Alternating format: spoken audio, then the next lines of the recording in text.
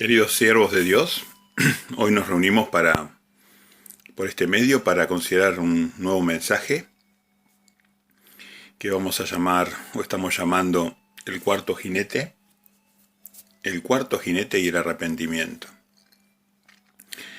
Justamente el tema tiene que ver a colación de la pandemia, porque muchísimas personas plantean sus dudas y muchos siervos también están dirimiendo sobre la cuestión de si este es el cuarto jinete de los juicios de Dios. Así que bueno, vamos a desarrollar un poco este tema desde un enfoque holístico, completo. Mi nombre es Héctor Ecay, soy padre de familia, soy ingeniero de profesión,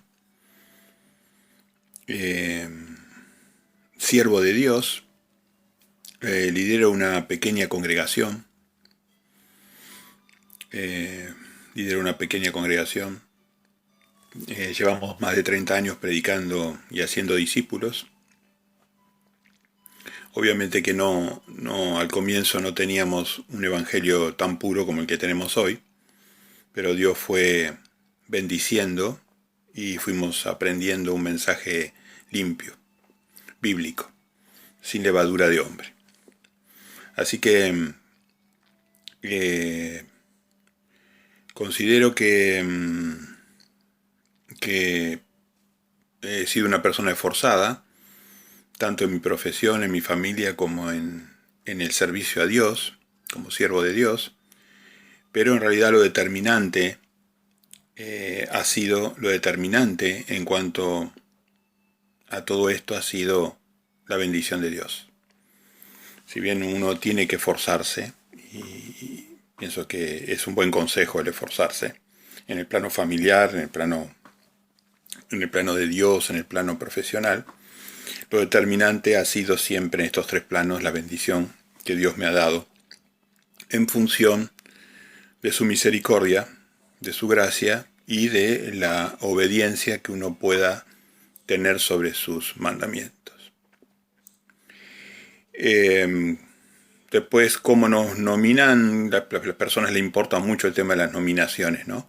Nosotros nos hacemos llamar cristianos, simplemente decimos que somos cristianos, o la otra opción bíblica es, cristiano es una opción bíblica, somos cristianos. La otra opción bíblica es, somos nazarenos. O también la otra opción bíblica somos los del camino. Por eso algunos nos conocen como los del camino nazareno. Así que somos un grupo cristiano que siempre ha buscado una sana doctrina, que esté lejos de la levadura del hombre. Y bueno, después de esta breve presentación, también quisiera comentar de que en nuestra experiencia de vida, quizás esto sirva para alguien en estos años, si uno, por ejemplo, le ha predicado a 1000 personas, nota que de esas 1000 personas, 10 toman en seria consideración lo que uno predica. Y de esas 10, quizás una persona sola siga en el camino. Así que es realmente un camino estrecho este. Uno puede esforzarse mucho, puede tener mucha bendición de Dios, pero lo mismo que le pasó a Yeshua, a Jesús, nos pasa a nosotros. Cuando llevamos una sana doctrina, la sana doctrina no es popular, no es bien recibida, es rechazada en general. Y nosotros damos fe que en todos estos años ha pasado lo mismo. Si usted habló a 1000 personas, 10.000 personas, 100.000 personas, solo unos pocos de esas personas han considerado lo que usted dijo. Y muy poquitos han tomado la vida, se han hecho discípulos de Yeshua o de Jesús. El camino es angosto. De hecho, fíjese que los 3 años y medio que predicó, los más de 3 años que predicó Yeshua con sus 12 apóstoles, solo produjeron una iglesia de 120 personas. Una congregación de 120 personas. Así que tenga presente que lo mismo que vemos nosotros en el mundo es lo que pasó a Jesús. Y eso que Jesús tenía credenciales divinas de Espíritu Santo con poder para resucitar, para hacer milagros increíbles. Pese a todo, la congregación que él dejó era pequeña. Esa congregación pequeña de 120 hoy ya son cientos de miles, gracias a Dios. Pero cientos de miles igualmente, en miles de millones de personas, sigue siendo un número exiguo de personas que tienen sana doctrina, ¿no? Así que bueno, vamos a ir considerando varios de estos temas. Espero que les agrade, que les sea de bendición. Justamente escuché a otro siervo dar un discurso de arrepentimiento y esto me motivó a contestarle o tratar de reforzar quizás algún punto de su discurso de arrepentimiento. Ojalá que Dios lo permita. Estoy bajo oración y pido al Espíritu Santo para que me guíe, que no sea mi palabra, ¿no? la que prevalezca, sino que sea el mensaje que Dios quiera pasar.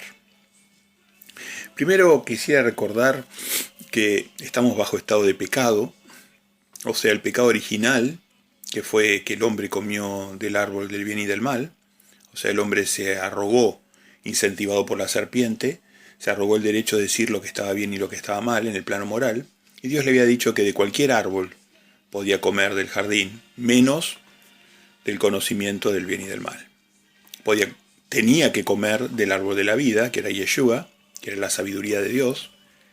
No tenía que comer del árbol del conocimiento y podía comer de cualquier otro árbol. Tenía libre albedrío y podía comer cualquier otro tipo de conocimiento, práctica que Dios haya instalado en su universo infinito. Bueno, eso nos generó la muerte física.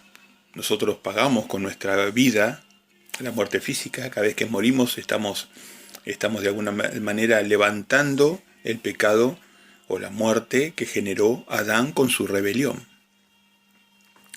La muerte física es algo que, bueno, la degradación que tenemos y la muerte está relacionada no con el pecado que nosotros cometimos, sino con el pecado que cometió Adán. Pero después hay que recordar que nosotros hemos cometido nuestros propios pecados contra Dios.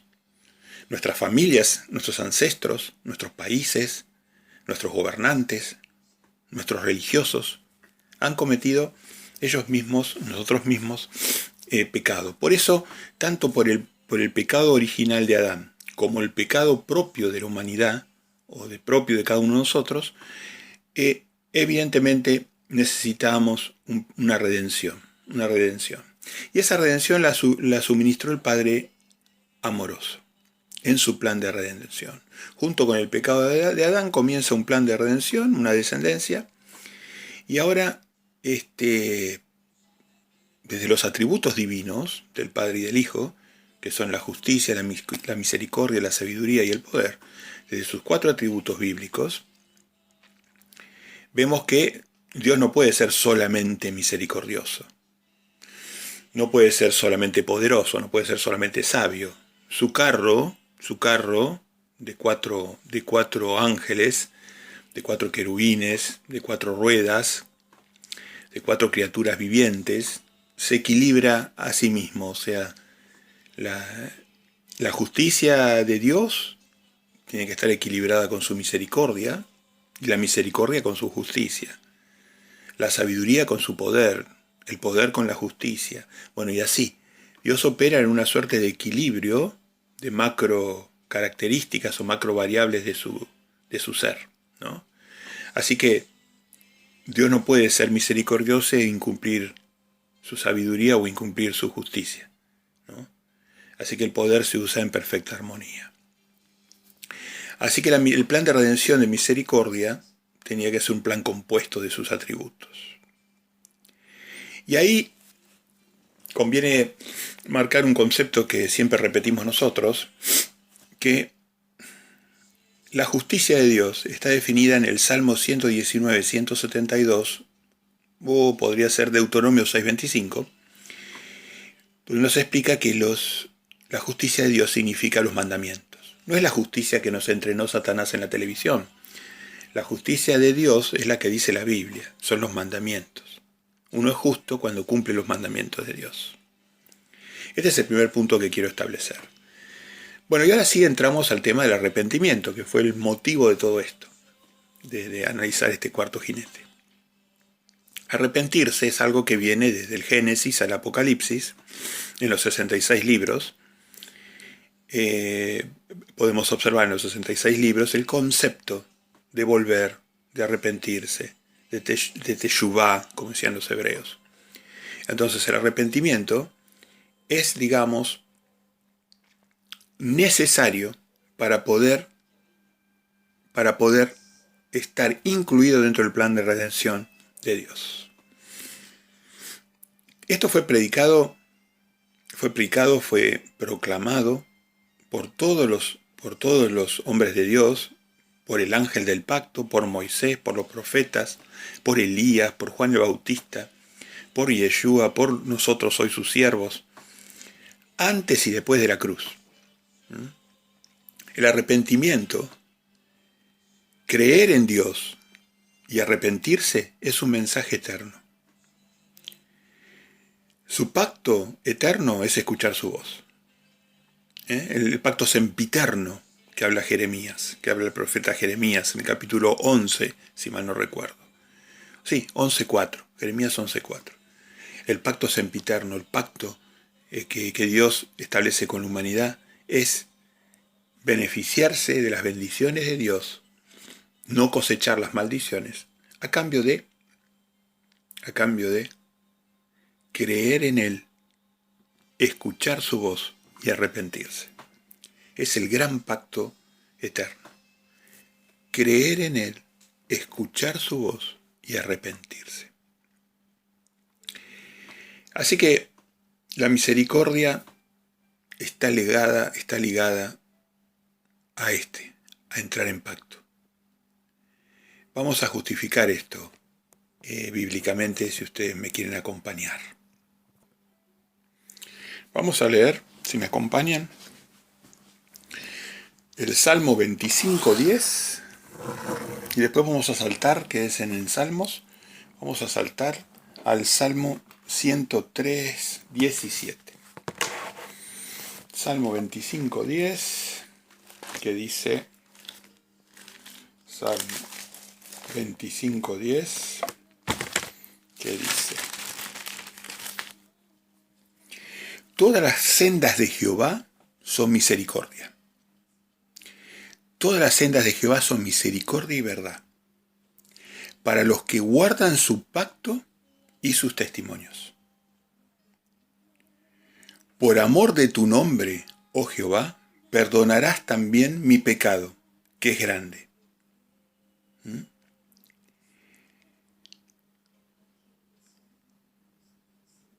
¿Quién es el hombre que teme a Jehová?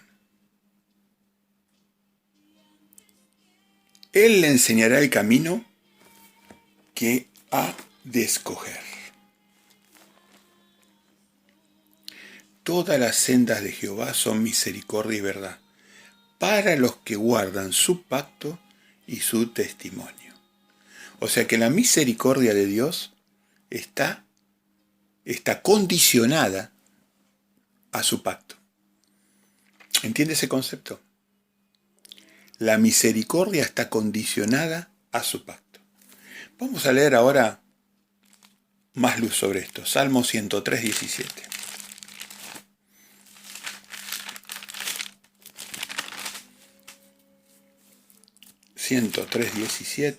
Que dice así: mas la misericordia de Jehová es desde la eternidad y hasta la eternidad sobre los que le temen, y su justicia sobre los hijos de los hijos, sobre los que guardan su pacto y los que se acuerdan de sus mandamientos para ponerlos por obra. Acá nos da un detalle más. La misericordia es para los que guardan su pacto y por ende guardan sus mandamientos para ponerlos, o se acuerdan sus mandamientos para ponerlos por obra. Y acordarse, habla la misma palabra que dice el mandamiento 4, acuérdate del día sábado, ¿no? Es una palabra que dispara ese mandamiento, en particular el sábado, ¿no? Uno de los mandamientos más vituperiados, uno de los más, creo creer que es el más dañado de todos por Satanás, por la gran importancia que tiene la santificación del hombre. Así que la misericordia de Dios, podemos seguir dando evidencia bíblica, pero está bien establecida ya. La misericordia es para los que guardan su pacto. Si nosotros vamos a Jeremías 11, Jeremías 11, vamos a ver el pacto de Dios, que ahí les convendría leer todo el capítulo. Yo voy a leer solo una porción.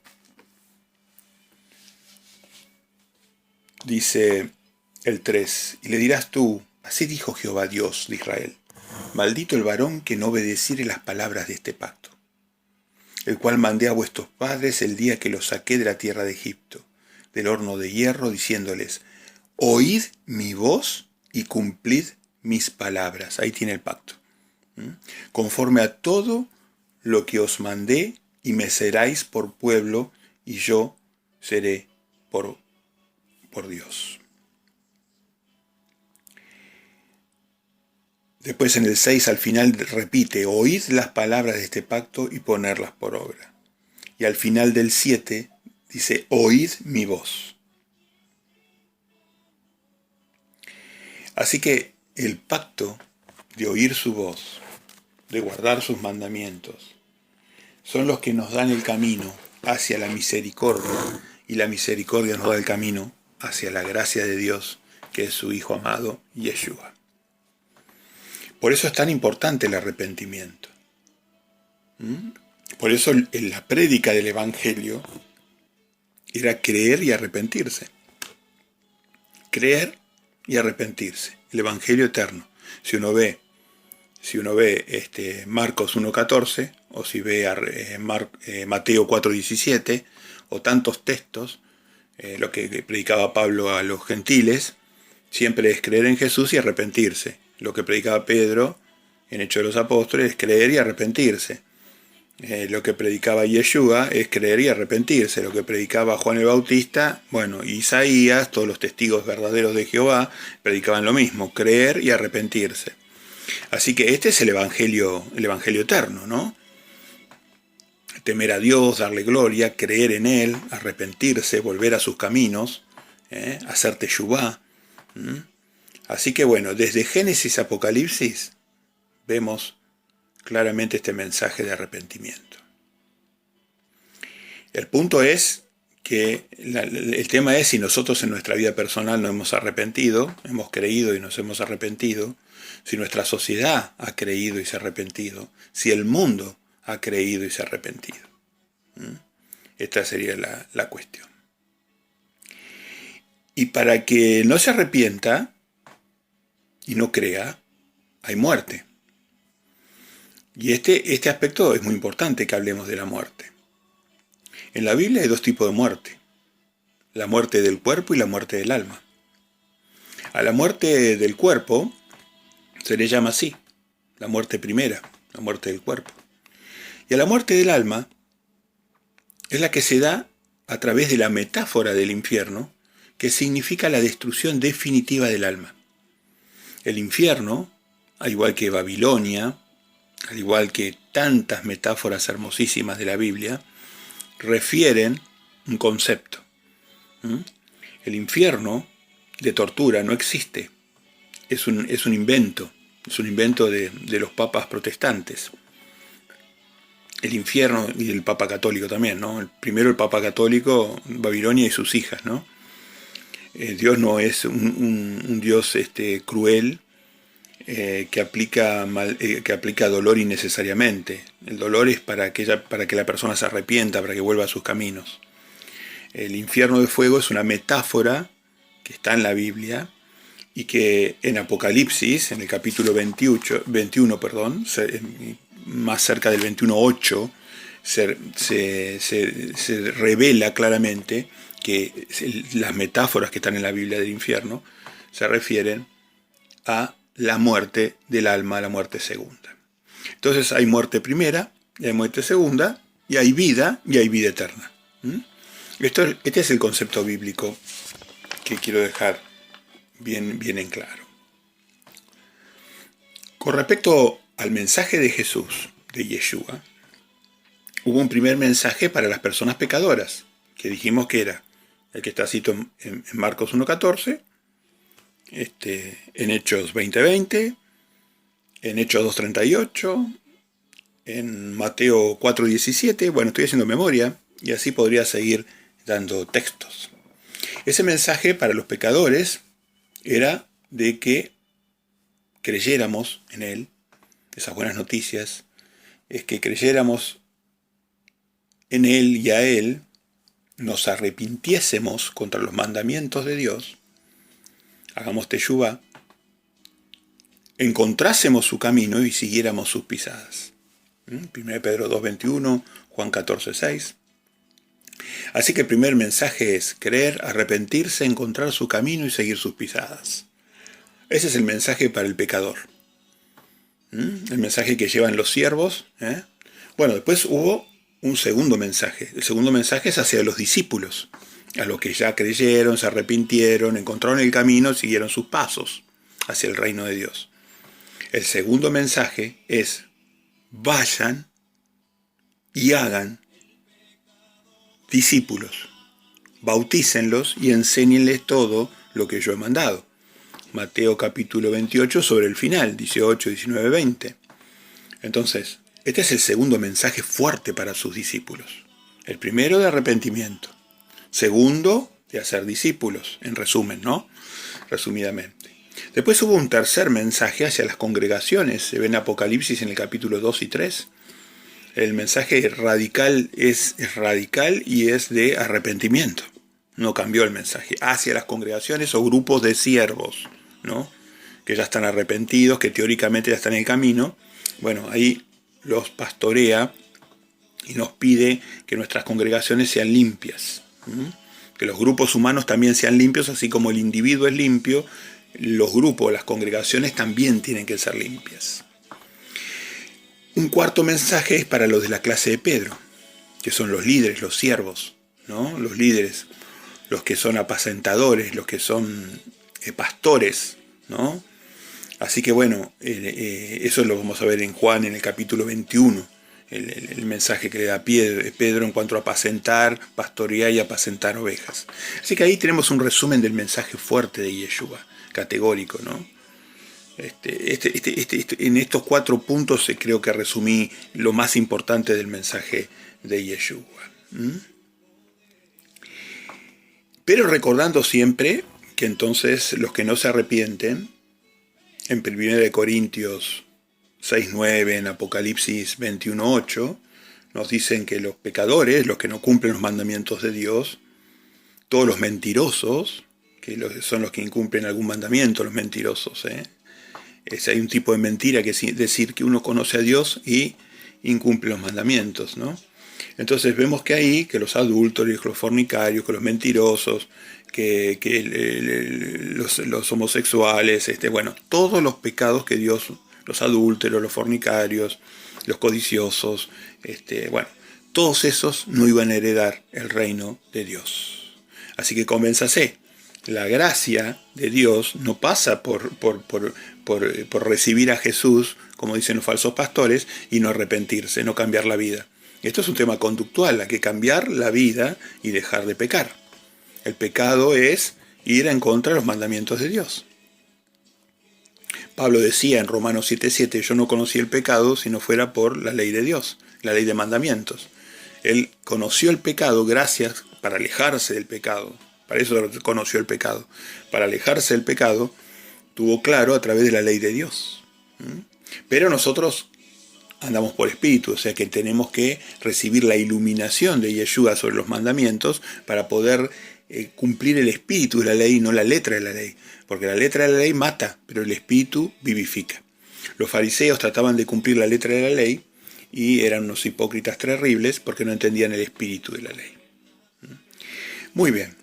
Así que bueno, estos 4 mensajes y el concepto de que el no arrepentido muere y que hay una muerte primera y una muerte segunda, es muy importante. Con respecto al arrepentimiento, quiero mencionar también que Jesús le dijo al joven rico que si quieres vivir, guarda los mandamientos, y se refería estrictamente a los 10 mandamientos de Moisés. Algunos pastores, algunos líderes, muchos pastores, muchos líderes, disimuladamente, restan la información de que esos son los 10 mandamientos de Moisés, los que mencionaba Jesús, que obviamente no están dichos en forma exhaustiva, como tampoco en Primera de Corintios ni en Apocalipsis, no está dicho en forma exhaustiva, pero está hecho en forma secuencial que da la pauta de que son los 10 mandamientos, están en un orden, que es el orden que Dios le dio a Moisés en el Sinaí, en Horeb, en la montaña sagrada de Horeb, en el Sinaí. La Biblia nos enseña que hay dos mandamientos más grandes, que es el amor a Dios y el amor al prójimo, que se los explicó a Moisés, esos dos mandamientos, a través de los 10 mandamientos. Uno en Levítico puede analizar en el capítulo 19, que ya esas cosas, y en Deuteronomio capítulo 6, puede analizar que ya los dos grandes mandamientos existían a Moisés y Dios se los explicó a través de los 10 mandamientos. Al intérprete de la ley, al joven rico, le responde la misma pregunta que debe hacer para vivir, relacionando que los dos mandamientos explican a los 10 grandes mandamientos. Así que el camino de la vida no es el camino de la perfección.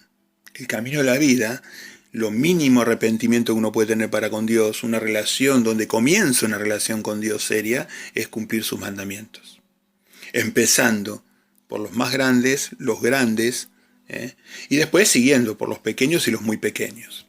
Jesús dijo, el que incumple un mandamiento pequeño, pequeño va a ser en el reino. No dice que no va a estar en el reino, que no va a vivir, va a ser pequeño. El que incumple un mandamiento, que no lo haga, que no lo enseñe, va a ser pequeñito en el reino. Pero va a estar. Pero el que incumple un mandamiento grande, le dijo al joven rico, no va a vivir. Así que tengamos en claro esto, el arrepentimiento pasa por cumplir, por volver al camino de Dios, que está delimitado a grandes rasgos por sus mandamientos. Esos mandamientos tenemos que recibir la luz de Yeshua, porque si no, no tenemos el Espíritu Santo. Si el Espíritu Santo no nos enseña los mandamientos, podemos interpretarlos en forma leguleya, en forma exagerada, como hacían muchos falsos siervos de Dios. Así que bueno, hay pequeños, hay grandes en el rey, y hay gente que lamentablemente va a ir a la muerte segunda. No solo a gente, sino a seres celestiales, ¿no? Que no se asieron de la gracia, no se asieron de la gracia de Dios. No creyeron, no se arrepintieron, no fueron el camino de la vida, no cumplieron los mandamientos, no obedecieron, no comieron del árbol de la vida, siguen comiendo del árbol de tomar sus propias conclusiones, en vez de hacerle caso y ser valientes y hacerle caso al Evangelio. Así que el concepto la misericordia y la gracia es para los que se arrepienten. Fíjense los dos delincuentes, los dos ladrones que estaban, los dos asesinos o los dos delincuentes que estaban al lado de la cruz de Jesús. Uno se arrepintió, creyó en Jesús y se arrepintió. Y fue justificado. Y otro, el del otro lado, se burló y no recibió a Jesús. Es evidente que a uno bendijo y a otro, si bien no maldijo, no lo bendijo. Lo mismo que en los ejemplos. O sea, vemos que, aunque sea en el último momento de su vida, la persona dio el primer paso en ese camino. Encontró a Jesús, se arrepintió, creyó en Él y dio el primer paso en su camino, que es escucharlo, que es adorarlo, que es escucharlo, que es servirle. No tuvo tiempo para dar muchos más pasos. Quizás ese hombre hubiera sido, en otras circunstancias, hubiera sido un apóstol, un profeta, o un siervo, o un justo, o un perfecto. No lo sabemos. Pero lo que sí sabemos es que a último momento se asió de la vida. Creyó y se arrepintió. Y Jesús lo bendijo en ese momento. Lo salvó. Porque su nombre es salvación. Es Jehová Yoshia, Yeshua. Jehová salvará. Él salvará. Así que la gracia de Dios es para los que se arrepienten. Para los que creen en Él y se arrepienten. El Evangelio eterno. A la mujer adúltera, ¿qué le dijo? La perdonó. Él abolió los decretos de muerte de la ley. Pero le dijo porque él murió por ella en la cruz. Por sus pecados de muerte, porque era fornicaria. Pero ¿qué le dijo cuando terminó la conversación? No peques más. Está claro, ¿no? El arrepentido no vuelve a pecar. No es que puede seguir pecando y que la gracia de Dios es indefinida. No peques más. Está claro la advertencia, ¿no? Sería como crucificar de nuevo a Jesús, porque Él murió por esa mujer y por nuestros pecados de muerte, ¿no? Al paralítico también le dijo lo mismo, que no pecara más. Al endemoniado, al paralítico, le dijo que no pecara más, porque algo peor le iba a suceder. Así que vemos que la misericordia y la gracia es para los que se arrepienten. Nosotros haciendo discípulos, cumpliendo con ese gran mandamiento, esa gran comisión, notamos que cuando nosotros llevamos el Evangelio, en algunas pocas personas, como dijimos, despertamos la fe. La fe es una dádiva de Dios. Es la certeza de lo que le estamos diciendo es verdad y viene de Dios. Que Dios nos está usando como instrumentos y esa persona recibe el Evangelio y la certeza por dádiva de Dios. Ahora, el siervo Santiago nos aclara más allá de ninguna duda, que la fe sin obras se muere. Y si se muere la fe, se muere la vida. Así que uno puede perder esa fe, puede perder esa salvación. Así que fe, arrepentimiento y obras. ¿Qué dijimos? Las obras. La primera obra que tiene que hacer el hombre es arrepentirse y transitar el camino de Yeshua. La segunda obra es hacer discípulos, bautizándolos, enseñándoles. Tercera obra que puede llegar a hacer es apacetando, pastoreando congregaciones, ¿no? Así que siendo apóstol, siendo enviado a algún lado. Bueno, en fin, obras. La mínima obra que puede hacer un ser humano es arrepentirse y ser un evangelista, ayudar a otros a salvarse. Y así como el apóstol Pedro nos enseñó que Yeshua es roca, donde podríamos fundar nuestra doctrina, nuestra congregación, también Jesús, Yeshua y sus siervos son a veces piedras de tropiezo. Hay muchos conceptos en la Biblia que están puestos, como decía Yeshua, le decía a sus discípulos, que él hablaba por parábolas para que los que no merecen no entiendan y no se salven. O sea, eso es bíblico, no se puede contrariar esas palabras.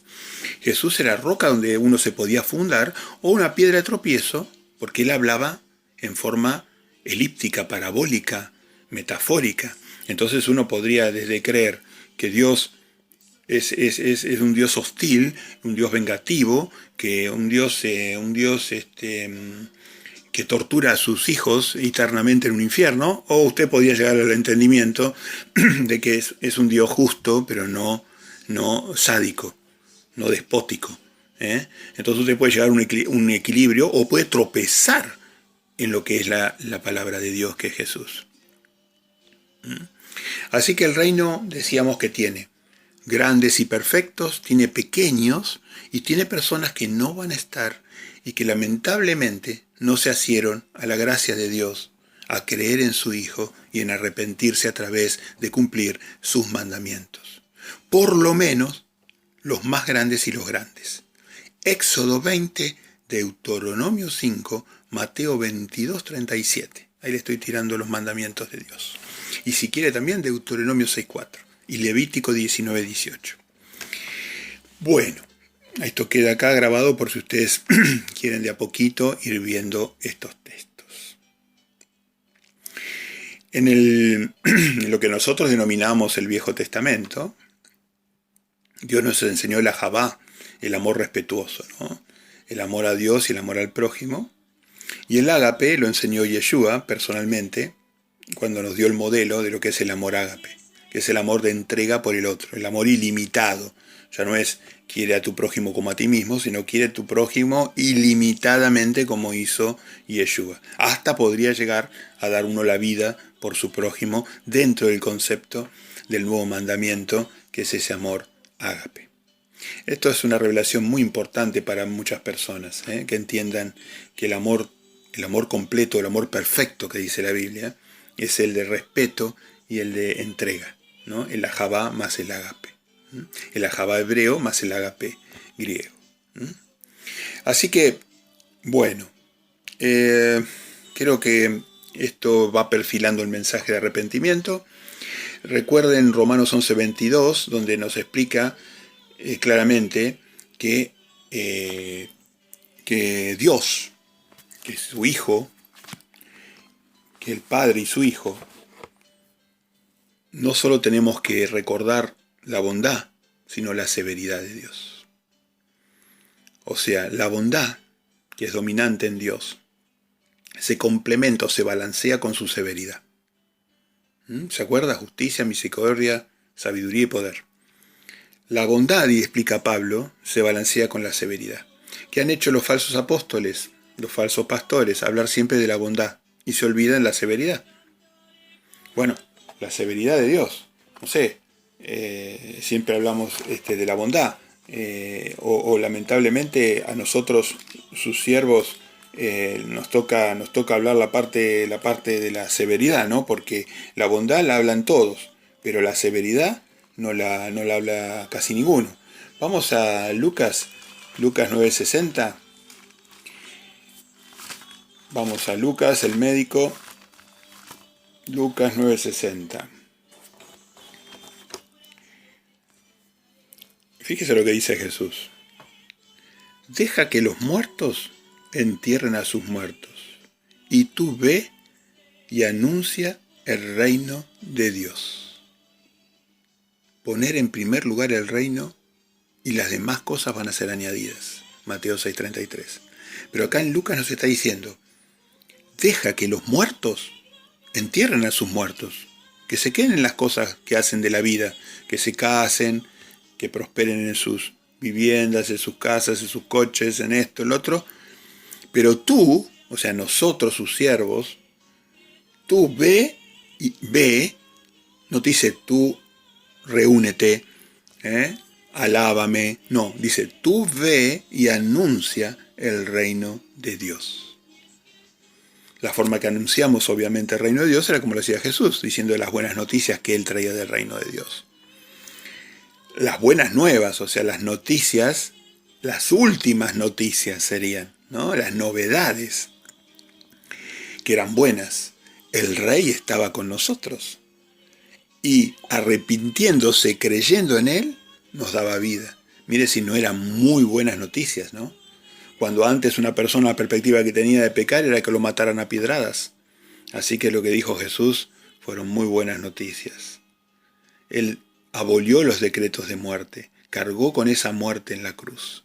Usted ya no tiene que morir a pedradas. Hoy no podemos ajusticiar a la gente por los pecados capitales. Pero Dios sí va a juzgar a la gente, a través de su Hijo. Así que, ¿le parece que no es severo esta sentencia? Deja que los muertos entierren a sus muertos, y tú ve y anuncia el reino de Dios. O cuando dijo en Apocalipsis 3:16, a los tibios los voy a vomitar de mi boca. ¿No es severa esa sentencia? En aquel día, Mateo 7:21, me dirán, Señor, Señor, ¿en tu nombre no hicimos muchas obras poderosas? Sintetizándolo el mensaje, mas yo le responderé, nunca os conocí, obradores del desafuero, obradores del mal,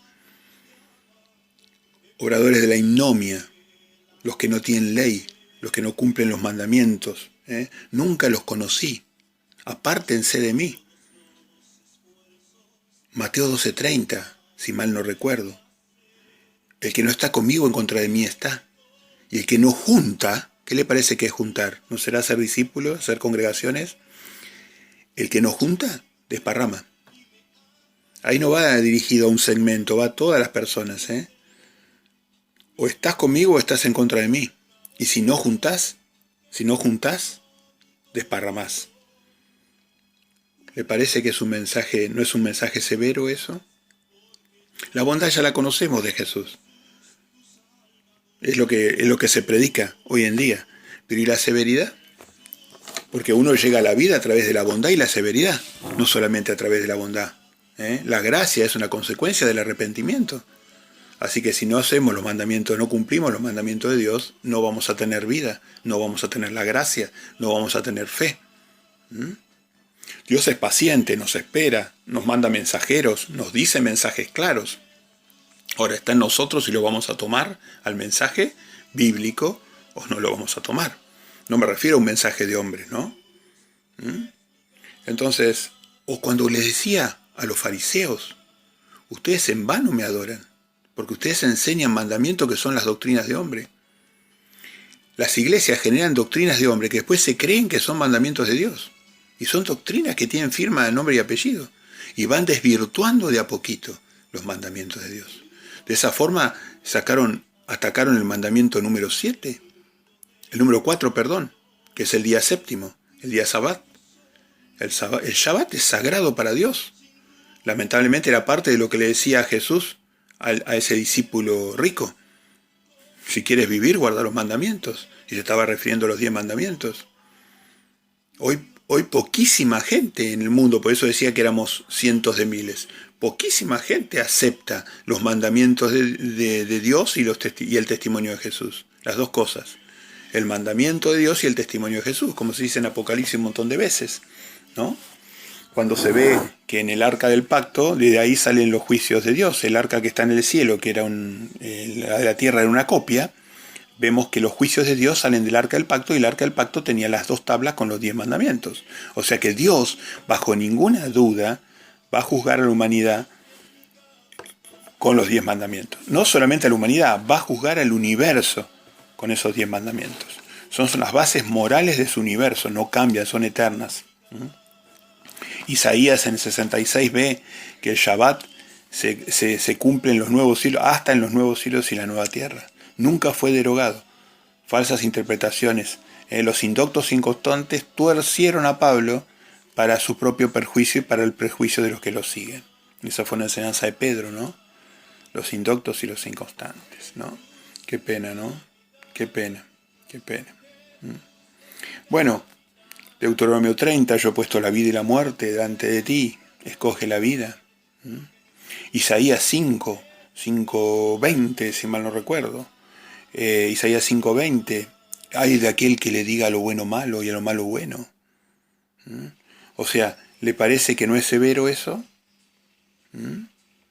¿Quiénes iban a ser los que entendieran? Si el Salmo 111:10, si mal no recuerdo. ¿Quién iban a entender la doctrina bíblica? Los que guardaron sus mandamientos. Véalo en el Salmo 111, creo que es el versículo 10. El pacto, ya lo dijimos, escuchar su voz. Bueno, después cuando Jesús les decía hipócritas, proles de víboras, el diablo vino en Juan 10:10 a hurtar, matar y destruir. ¿Cómo puede seguir la gente a los protestantes o a los católicos cuando ellos hurtaban, mataban y destruían en las guerras que armaban? Tanto el papa protestante como el papa católico. Se mataban entre sí, se traicionaban. Aprenda la historia de Servet, porque los protestantes le echan la culpa como si los asesinos fueran solamente los papas y los papas católicos, y se olvidan de ver la viga en su ojo. ¿Qué le pasó a Servet? ¿Qué le pasó a Casidoro de Reina? Cuando se iban a refugiar con Calvino, supuestamente en la Suiza, que era una Suiza protegida, tenían que salir porque los quemaban en las hogueras. Así que de ninguna manera ahí puede estar la verdad. El camino de Dios seguía estando en siervos como por ejemplo Casidoro, como Servet, como los valdenses, como los puritanos sabatistas, bueno, como tantos movimientos que hoy siguen los mandamientos de Dios y tienen el testimonio de Jesús. Así que bueno, espero que alguna cosita de esta los haga reflexionar. También los que llevan los anatemas, los que llevan un falso evangelio, que no predican arrepentimiento, que solo predican la gracia de Dios, predican el 50% de la cosa. No se llega a la salvación con el 50% de algo. Muy bien, perfecto. ¿Y qué hay del Espíritu Santo? necesitamos ese Espíritu Santo. Esa es la mayor gracia de Dios. Es haber dado a su Hijo en la forma omnipresente de su Espíritu. Me podría justificarle con la Biblia quizás 2 horas o 3 horas de conversación con textos para justificar que el Espíritu Santo de Dios es el propio Hijo Yeshua. No es una tercera persona de la divinidad, ni nada de la Trinidad, ni nada por el estilo. En los cielos hay un Padre y hay un Hijo. Y ese Hijo es el Espíritu Santo del Padre. Fíjese que Jesús dijo, bien fácil, yo voy a morar en ustedes. Juan 14, 17. Y en Mateo 28 dice, yo voy a estar todos los días, voy a estar todos los días con ustedes hasta el fin del mundo. ¿Cómo puede estar con nosotros si no es a través de su Espíritu? ¿Acaso Él está con usted en presencia física? No, Él está en forma de Espíritu Santo con nosotros. Y está todos los días con nosotros. Él cumplió. Él nos guía a toda la verdad. Llevar a toda la verdad no es una cuestión de días o semanas. Lleva años, pero tampoco mucho tiempo. Los siervos se preparan en un tiempo que en la Biblia está estipulado. Son algunos años. Uno le lleva un tiempo conocer toda la verdad. Pero la verdad, si uno obedece a Dios, si uno cree en Él y se arrepiente y hace su voluntad, sigue los pasos de Yeshua, haciendo discípulos, bautizándole, enseñándoles, apacentándoles, exhortándolos, congregándolos, salvándolos junto con Yeshua. Así que Jesús, Yeshua, es el buen pastor. Él es el buen pastor y nosotros somos sus siervos, aprendices de pastores, asistentes de pastores. Yo hace más de 30 años y nunca salgo de ser un siervo. No me doy otra injerencia que esa, la de ser un siervo, esperando con fe que cuando venga Yeshua me encuentre dando alimento, siendo fiel y siendo discreto. Esa es mi mayor expectativa, esa es mi mayor voluntad, ese es mi mayor pedido misericordioso de misericordia al Padre. Así que nada de títulos rimbombantes en la iglesia, somos hermanos. Y algunos tenemos roles de servicio. Perfecto. Así que Dios ve la conciencia del hombre, que tiene incorporada su ley, y con respecto a la conciencia, otorga la fe, y la fe ya es manifestación del Espíritu Santo, que en el tiempo, si uno obra, va a dar los frutos del Espíritu. Entonces, ¿cómo uno determina que un hombre es de Dios, es hijo de Dios, creyó y se arrepintió? ¿A través de qué? A través de ver la obediencia en la vida. ¿Obedece a Dios? ¿Hace lo que Dios le dijo? ¿Se arrepiente? ¿Hace discípulos? ¿Se santifica? ¿Se saca la mancha del mundo? ¿Se separa del mundo? ¿Cumple sus mandamientos? ¿Honra sus 8 fiestas sagradas? ¿Cumple los Shabbat? Los Shabbat son para hacer trabajo de misericordia, exclusivamente, nada de trabajo egoísta, nada de trabajo comercial, exclusivamente misericordia. Obra de misericordia. Y no existe una mayor misericordia en la Biblia que el salvar, no de la muerte de la persona, sino de la muerte del alma. Salvar el alma de las personas. Ser partícipe de la obra de Jesús, de Yeshua, en salvar almas. Esa es la mayor misericordia que usted va a encontrar en la Biblia. La misericordia tiene muchas formas, inclusive formas materiales concretas, pero la mayor misericordia es hacer la obra de salvar el alma de esa persona. Revelarle, llevarle para que crea en Jesús, para que se arrepienta, para que cumpla sus mandamientos. Así que, ¿qué herramienta nos dio Dios? Nos dio su palabra escrita. Mi palabra es espíritu, decía Jesús. Nos dio la presencia del Espíritu Santo, que nos va... ¿Qué hace el Espíritu Santo? El Espíritu Santo es un consejero, es un consolador, es un mediador. El Espíritu Santo está siempre aconsejándonos para que tomemos las buenas decisiones en el camino del bien y del mal. Nos está consolando cuando fracasamos, nos consuela como una madre, Ruaj, nos consuela como una madre. Entonces Dios nos dio su palabra es espíritu, nos dio el Espíritu Santo, que mora con nosotros hasta el fin del mundo, y nos dio sus juicios. Y todo es necesario para la salvación, para llegar a ese arrepentimiento, a esa creencia, a ese camino que lleva a la vida. Entonces, y acuérdense que dijo Jesús, ya proféticamente, eso no se puede cambiar, el camino es angosto y poco lo transitan, el de la vida, y el camino de la muerte, de la destrucción, es anchísimo. Así que las cifras cantan por sí mismos, la gente no respeta los mandamientos de Dios, se miente a sí misma, por eso no puede morar en el tabernáculo. Lea el Salmo 24 y el Salmo 25. Se mienten a sí misma. Entonces después empiezan a mentirle a los demás. Una vez que usted se mintió a sí mismo, después empieza a mentirle a los demás. Se cree la mentira que dice.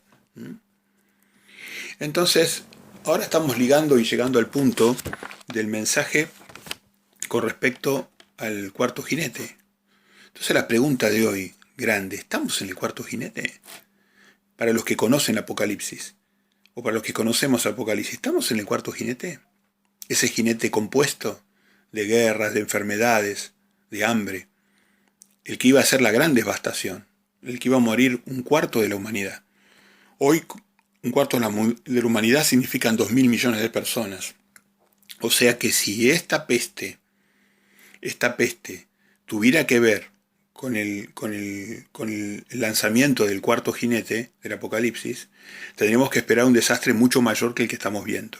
Ahora sí podría ser el umbral o la puerta de entrada al jinete, el comienzo del galopar del jinete. Por eso tenemos que estar expectantes, pero nadie puede ser categórico. Nadie puede ser, tenemos que estar expectantes, tenemos que estar velando.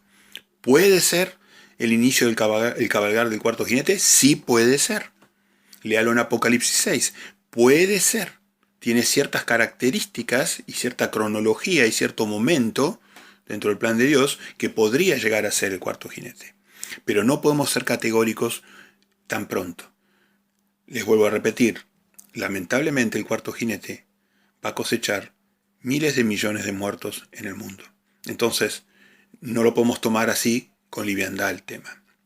Esto es voluntad de Dios. Se hace a través de la maldad de Satanás, pero Dios permite que el hombre conozca las consecuencias de haber comido del árbol del bien y del mal, no haber obedecido el bien y el mal. Entonces ahora el hombre tiene que comer la consecuencia. Para los que se puedan salvar, aprendan definitivamente la lección y de ahora en más hacia la eternidad el hombre obedezca en lo que se refiere al bien y al mal a Dios. Y después tenga su libre albedrío para todo lo bueno.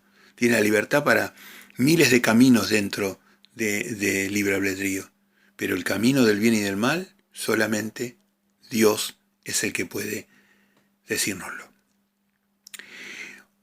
Decíamos que tenemos la palabra, la oración, el Espíritu Santo, y hoy particularmente estamos hablando de los juicios de Dios.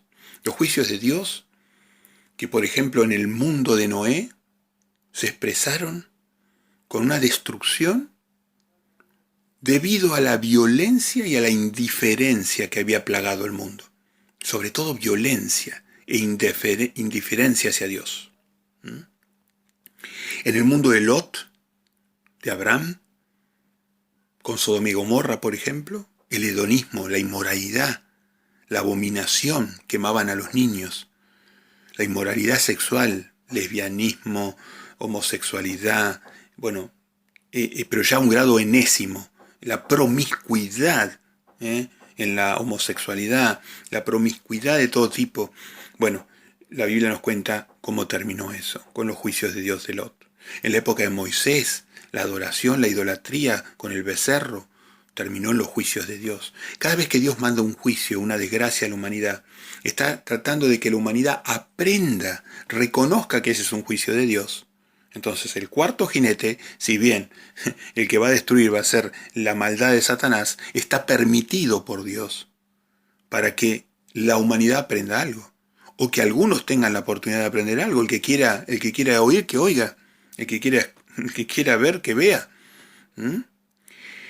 Jericó, la idolatría y la abominación que se practicaba, otro juicio tremendo de Dios. La destrucción del primer templo de Israel, porque no se santificaban en sábado, y entonces caían en las abominaciones, en la idolatría, se terminaban sacrificando sus hijos, porque no respetaban el santo sábado. La destrucción del segundo templo. Los que no me creen en eso, vean Nehemías capítulo 13, ahí van a entender lo que yo les digo. La destrucción del segundo templo. Mataron al Hijo de Dios, fue 70 años después de la muerte del Hijo aproximadamente. Y un mensaje claro del Padre. Si bien Jesús le decía, Padre, no les imputes esto, el juicio de Dios llegó y murieron millones de israelitas, de judíos, y los creyentes en Yeshua, los que creyeron y se arrepintieron, se salvaron porque escaparon a las montañas. Eso lo relata no solamente la Biblia, sino que lo relata la historia romana, la historia oficial romana y la historia del Sanedrín, la historia oficial judía. ¿Quién era Jesús? ¿Qué hizo Jesús? ¿Qué pasó con el templo después de la muerte de Jesús? Bueno, así que los juicios de Dios, bueno, después en la Europa medieval, con estos crímenes que decíamos, cuando los protestantes y los católicos se mataban, cuando los católicos quemaban vivos en las hogueras, las inquisiciones, cobraban las indulgencias para salvar a la gente y hacerse ricos, como se hizo la iglesia hoy, que es rica gracias a las indulgencias y a los robos que hacían. Mataban a la gente arbitrariamente por crímenes de opinión. ¿Qué pasó en esa época? Hubo una peste donde murieron 200 millones de personas. La peste que le decían, que venían de las ratas y las pulgas. ¿Se acuerda de esa peste? En el medioevo, bueno, 200 millones de personas. El crimen contra Dios fue enorme, mataban a sus siervos, a los valdenses, a toda la gente que vivía en los montes, que habían escapado de las montañas y que predicaban el Shabbat y que predicaban los mandamientos de Dios y el testimonio de Jesús. Después en las guerras mundiales, las gripes que surgieron mataron casi 70 millones, como las gripes, casi mataron la misma cantidad que mató Satanás en la guerra. Y los hijos que iban a la guerra, ¿de dónde venían? De todas las religiones. Los mandaban los católicos, los protestantes, los adventistas. Casi todas las religiones falsas mandaron sus hijos a matar.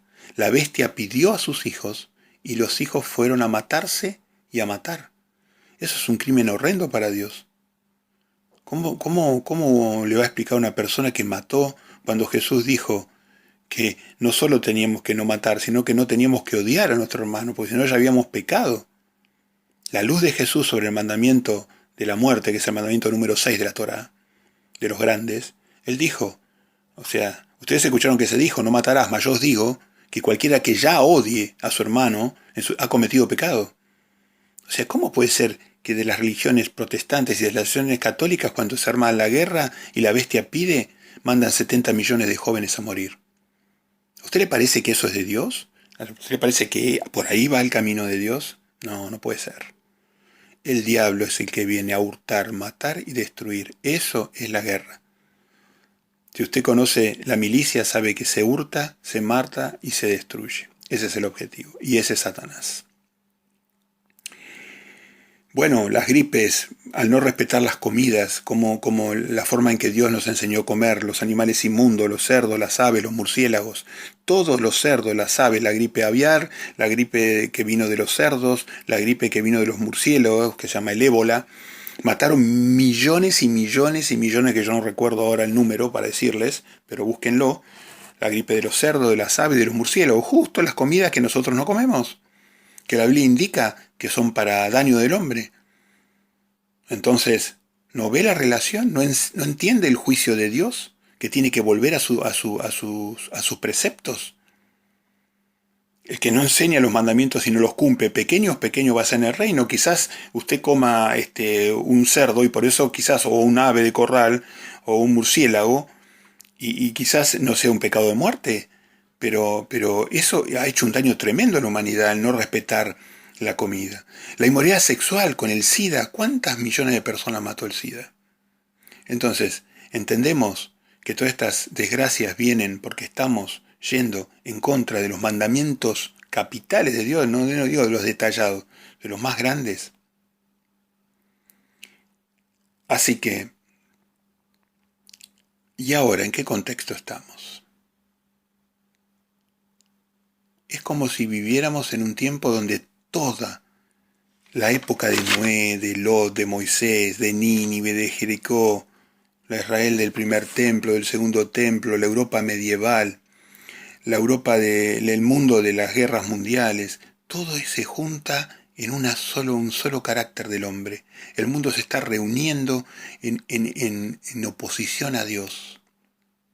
Y Jesús vuelve para juicio. Si quieres vivir, guarda los mandamientos. Jesús vuelve para juicio. La humanidad se está reuniendo en oposición, en rebeldía a Dios.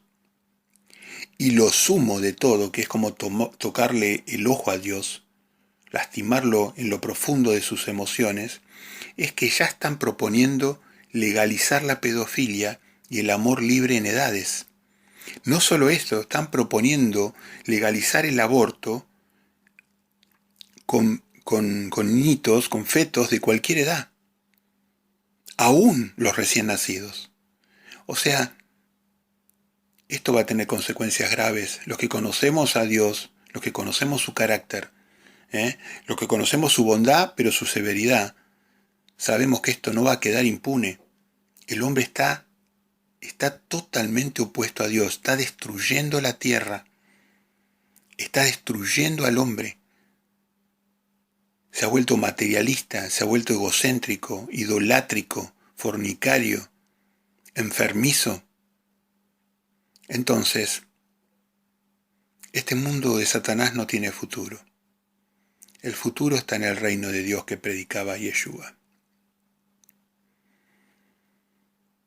Recibir a Jesús, hacernos de la vida, comer del árbol de la vida que estaba en el jardín del Edén, volver a comer de Jesús, llenarnos de su palabra, llenarnos de su espíritu, entender sus juicios, hacernos partícipes de, como decía Pablo, injertados en el olivo de Israel. El olivo de Israel, las raíces que hablaba Pablo en Romanos, en la carta de Romanos, entre el Romanos 11, 17, si mal no recuerdo, alrededor de ahí, ahí nos hablaba de que nosotros éramos injertados y nos convertíamos en Israel de Dios. O sea que usted venga de sangre israelita o haya sido injertado, Dios lo ve como Israel. Entonces usted se nutre de las raíces. Las raíces son los mandamientos, son los juicios, son los profetas, es Yeshua. Las raíces son el Shabbat, las 8 fiestas santas de Jehová, los 7 moadines más el Shabbat. Y eso nos da acceso al reino milenario.